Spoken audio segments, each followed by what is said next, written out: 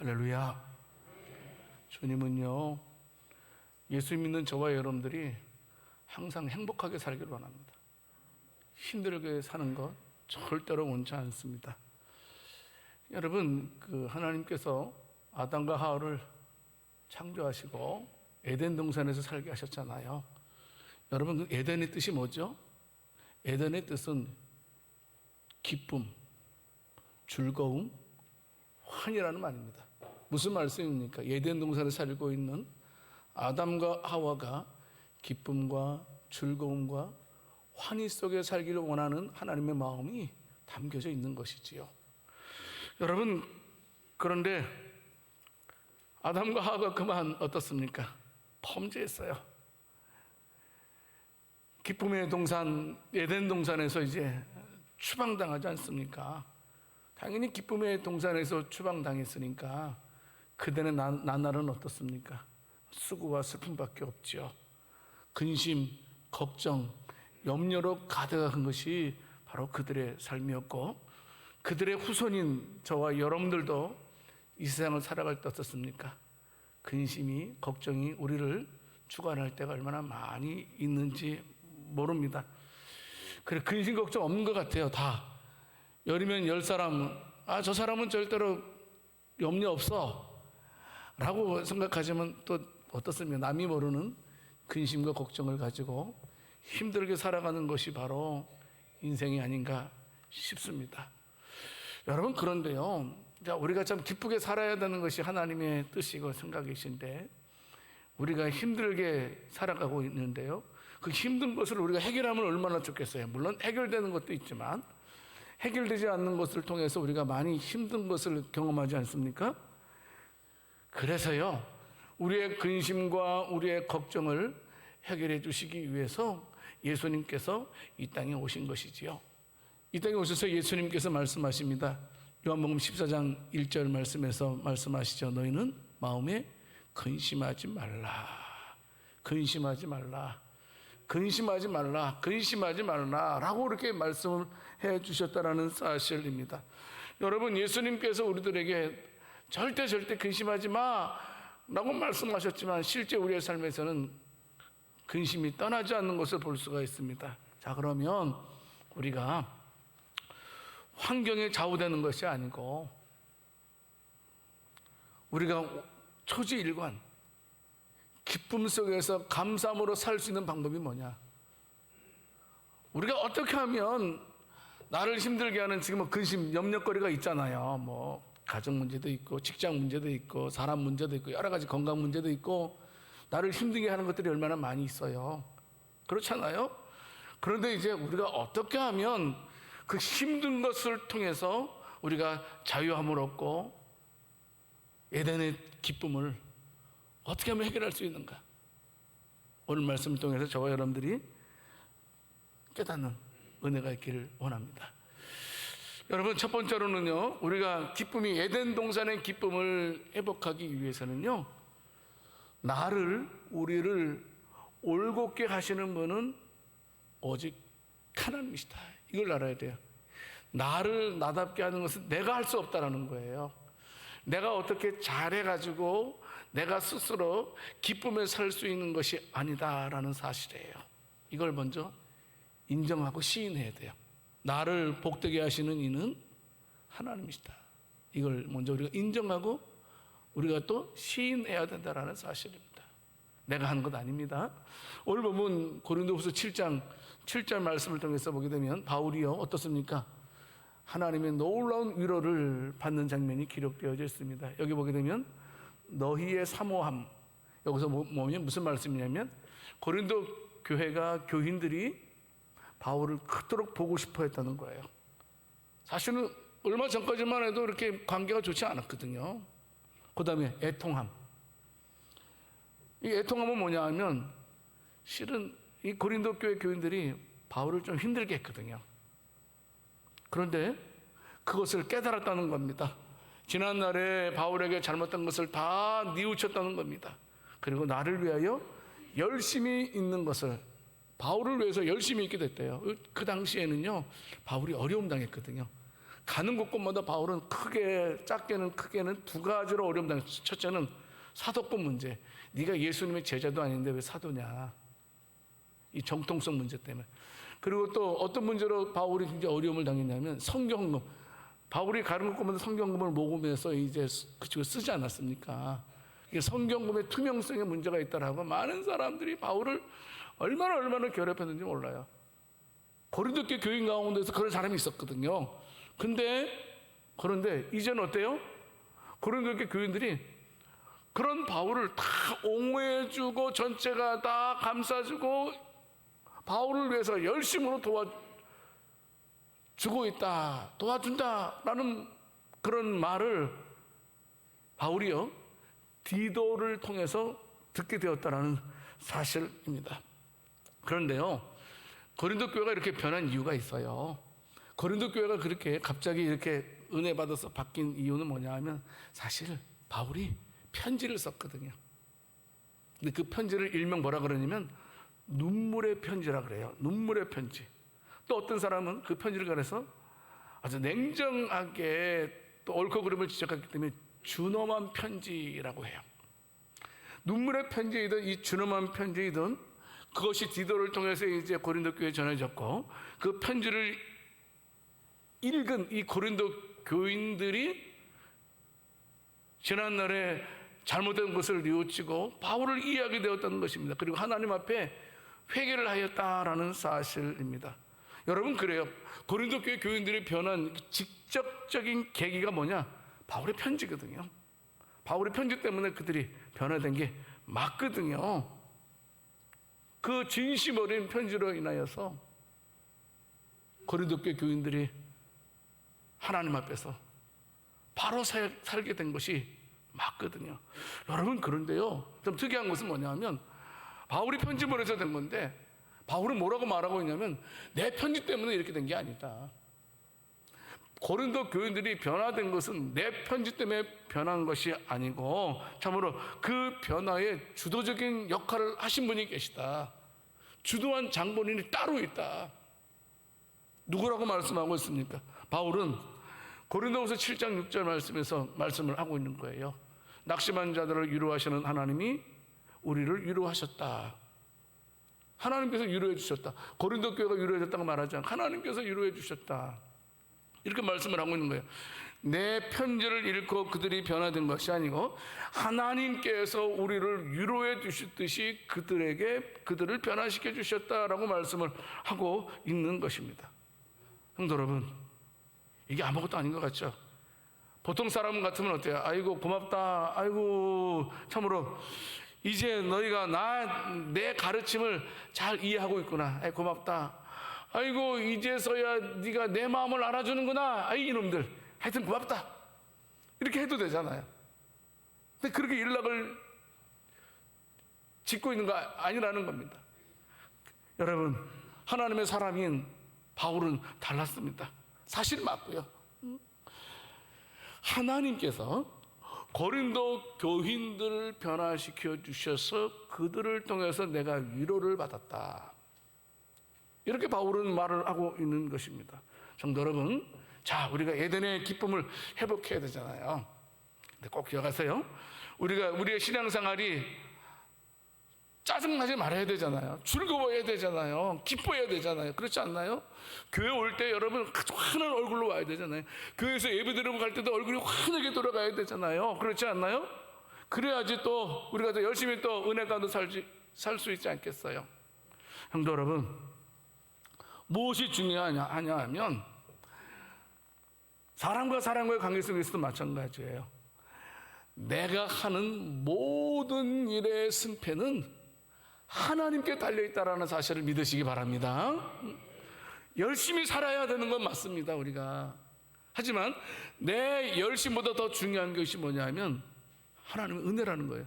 하나님의 은혜가 내 인생에 개입해야지만 우리가 에덴의 동산의 기쁨을 회복할 수 있다라는 거예요. 그렇지 않나요? 그래서 시인도 시편 127편 1절 말씀에서 고백하고 있지 않습니까? 여호와께서 집을 세우지 아니하시면 세우는 자가 수고가 헛되며 여호와께서 성을 지키지 아니하시면 파수꾼의 깨어있음의 경상함이 헛되도다, 허사로다. 하나님께서 하시는 거예요. 이걸 우리가 알고 있어야 된다라는 사실입니다. 절대로 내가 뭘 한다라고 생각하면 안 됩니다. 내가 뭘 할 수 있다고 생각하면 안 됩니다. 여러분, 내가 열심히 일해서 어떤 결과를 맺었어요. 그 결과를 맺은 모습을 보고도 맞아, 나는 대단해, 난 참 잘하고 있어, 이렇게 해서도 안 된다는 겁니다. 내가 열심히 일해서 다른 사람이 변화를 받았어요. 변화받는 것을 통해서 보면 여러분, 겉으로는 아무 말도 안 하지만 속으로는 우쭐해서도 안 된다는 겁니다. 왜? 하나님이 하신 것이기 때문에. 이게 믿어져야 돼요. 하나님께서 처음부터 끝까지 내 인생에 개입하셔서 주관하신다는 사실을 믿을 때에 우리는 에덴의 기쁨을 우리가 회복할 수 있다는 사실입니다. 하나님이 역사하지 않으면 인간의 노력은 헛될 수밖에 없다. 여러분, 이걸 붙들어야 됩니다. 어떤 일이 있더라도 붙들어야 됩니다. 물론 바울이 권면했습니다. 물론 바울이 눈물의 편지를 보낸 건 맞습니다. 여러분, 그런데요, 그것이 고린도 교회 교인들을 변화시킨 것이 아니라는 겁니다. 물론 조력은 했습니다. 하지만 그 사실을 깨달은 바울은 어때요? 내가 주체가 아니라는 사실, 하나님께서 주체라는 사실을 알았기 때문에 우쭐하지 않고 하나님께 감사하고 있는 거예요. 하나님, 고린도 교인들을 변화시켜 주셔서 감사하시고 그들을 통해서 위로받게 해주신 건 너무나 고맙습니다. 성도 여러분, 잠언서 20장 24절 말씀하게 되면 사람의 걸음은 여호와로 말미암나니 사람이 어찌 자기의 길을 알 수 있으라. 여기 뭐 사람의 걸음이라는 말은요, 우리가 하는 일이라는 뜻입니다. 여호와께 말미암다는 말은 여호와께 달려있다. 그것도 사람이 어찌 자기 길을 알 수 있으라. 이게 무슨 말이냐면 사람은 스스로 어찌 이룰 수 있는 것이 없다라는 말입니다. 내가 할 수 있는, 사람이 스스로 할 수 있는 일은 없다라고 지금 잠언 기자도 우리들에게 말씀해 주고 있는 것입니다. 성도 여러분, 자, 오늘도 기도하기를 원합니다. 성도 여러분, 하나님, 내 인생에 하나님 개입해 주세요라고 기도하기를 원합니다. 따라서 해보세요. 하나님, 내 인생에 개입해 주시옵소서. 믿습니까? 이걸 내 인생에 개입해 주셔야지만 우리가 행복할 수 있다라는 겁니다. 내가 스스로 나를 어떻게 할 수 없다. 그런데 여러분, 나를 올곧게 서게 하시는 분이 하나님이라는 사실을 믿는 사람의 특징이 있어요. 하나님이 하셨습니다라고 말하는 사람들의 특징이 있어요. 그게 두 번째입니다. 바로 하나님 뜻대로 근심을 하는 사람이라는 겁니다. 여러분, 우리가 오늘 고린도 후서 7장 8절에서 9절까지 말씀을 보게 되면 반복되는 단어가 있어요. 뭐죠? 근심. 11절에도 근심이 있어요. 이 근심이라는 말이 얼마나 많이 사용되고 있는지 몰라요. 무슨 말씀입니까? 오늘 본문의 주된 내용이 근심이라는 말입니다. 근심. 근데 근심이 뭡니까? 국어사전을 찾아보니까 해결되지 않은 일 때문에 속을 태우거나 우울해함. 해결될 일이 해결돼야 되는데 아직 해결되지 않았다. 그것 때문에 막 힘들어하는 이런 게 근심이라는 말입니다. 그래서 근심이라는 말과 가장 가까운 말이 뭐예요? 걱정. 또 어떤 말이 있죠? 염려. 그러니까 근심, 걱정, 염려는 항상 같이 가는 거예요.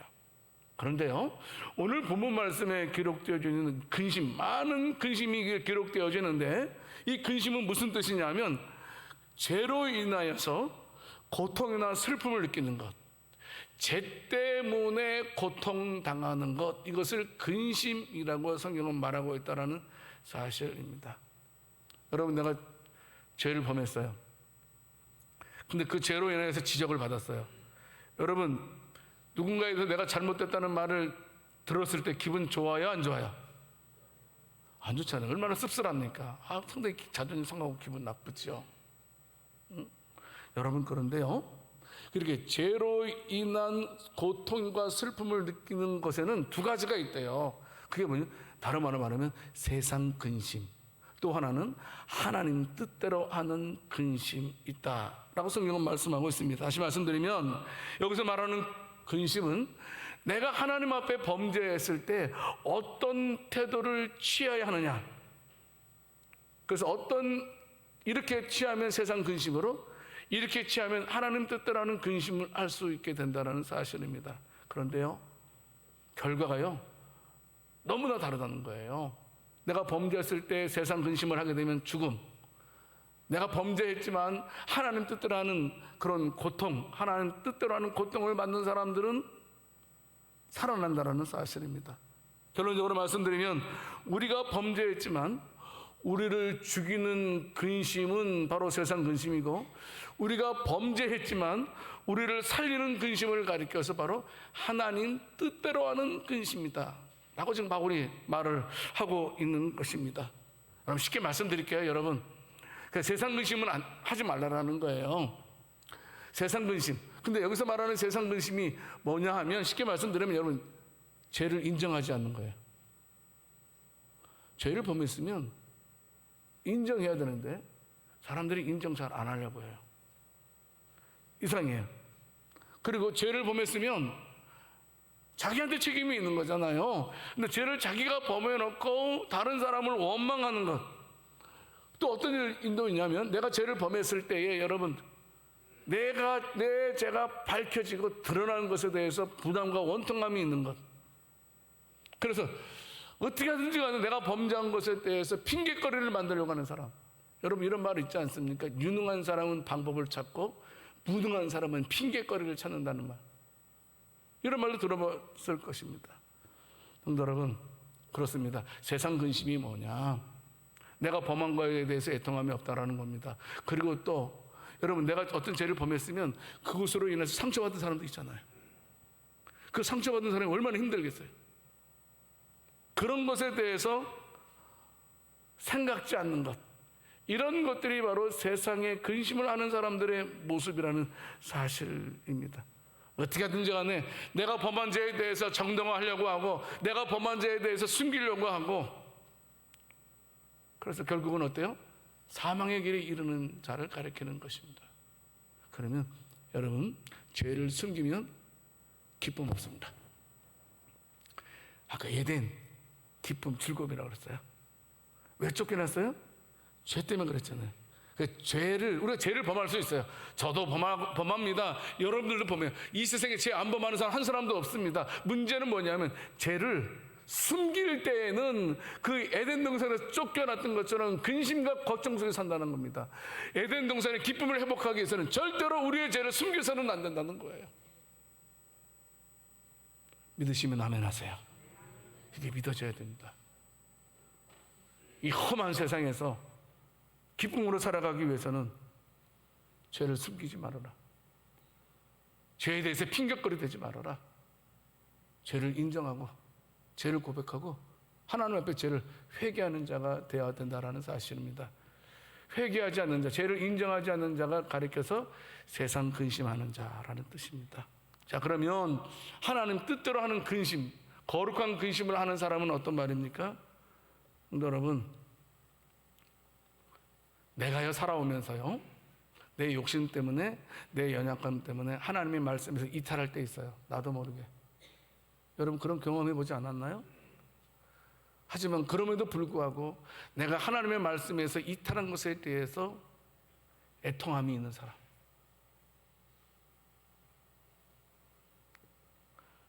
그리고 어떻게 하면 내가 다시 하나님 앞에 바로 설 수 있는가에 대해서 그 애쓰는 근심이 뭐냐면, 하나님 뜻대로 하는 근심, 거룩한 근심이라는 사실입니다. 여러분, 기억하십시오. 죄를 숨기면 숨길수록 그 죄로 인해서 우리는 죽게 될 것입니다. 하지만 우리가 죄를 인정하면 인정할수록 하나님께 가까이 가게 된다면, 여러분, 우리가 고민하는 그 모든 것들을 통해서 우리가 놀라운 은혜로 가득 차는 줄을 믿으시길 바랍니다. 이게 믿어져야 됩니다. 성도 여러분, 그래서 우리가요, 다른 사람 보지 마세요. 나를 봐야 돼요. 내 자신을 바라보면서 내가 하나님의 법에서 이탈한 것이 무엇이 있나를 우리가 찾아내야 된다는 사실입니다. 그래서 혹시나 내가 하나님 말씀에서 이탈한 것이 있으면 그거에 대해서 슬퍼할 줄 알아야 되고, 그것에 대해서 내가 하나님의 뜻을 이루지 못하게 한 것, 내가 하나님을 기쁘시게 하지 못한 것에 대해서 슬퍼하는 마음이 있어야 된다는 거예요.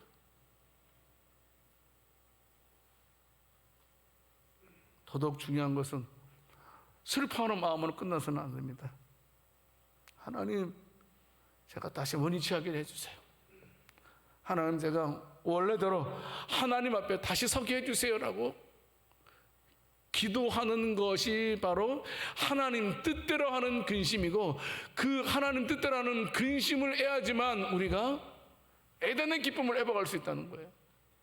걱정, 나를 둘러싸고 있는 모든 걱정들.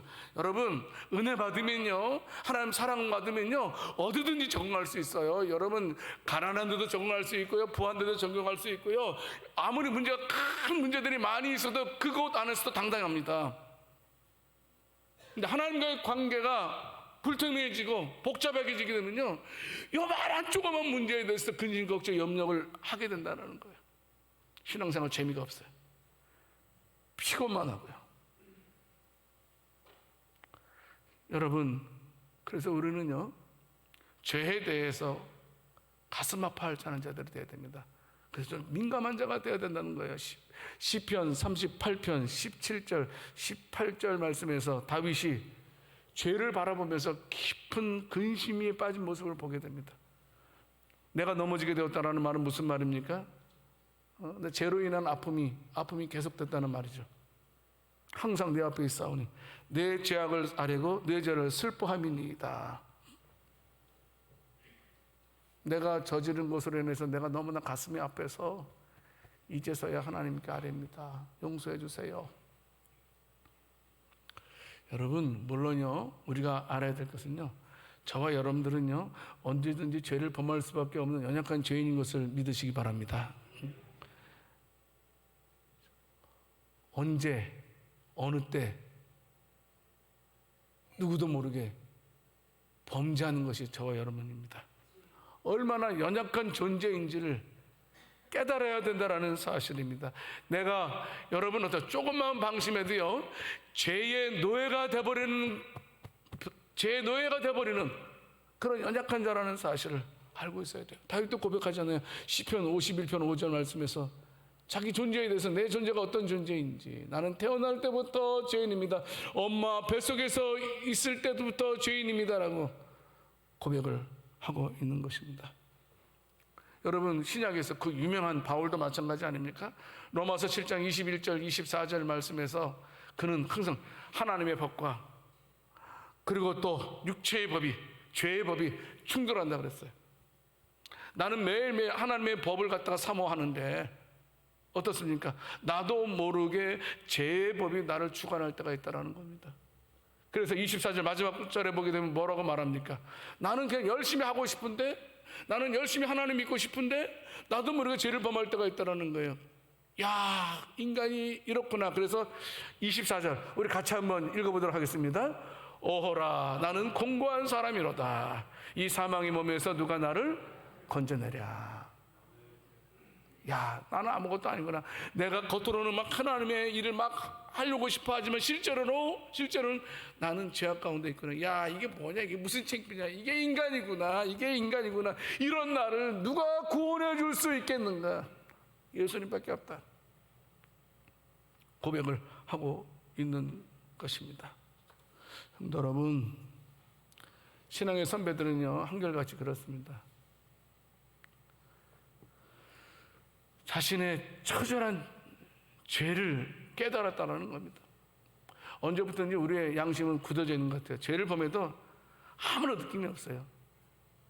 왜냐하면 죄를 너무나 많이 짓다 보니까 그게 많이 임백했어요.